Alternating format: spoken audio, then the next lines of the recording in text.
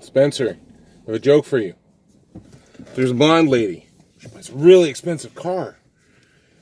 And after a couple of weeks, she brings it back to the dealership and she says, there's something wrong with this car. I just can't seem to drive it at night.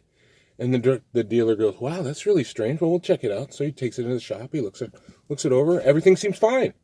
So he sends it back home. She calls back 2 days later. There's something wrong with this car. I can't drive it at night. And she brings it back in and he says, well, tell me, what's wrong with the car? What's going on? I don't understand. I've checked the car. Everything seems fine. She says, well, I'm not stupid. I know that I put it in D for day and N for night.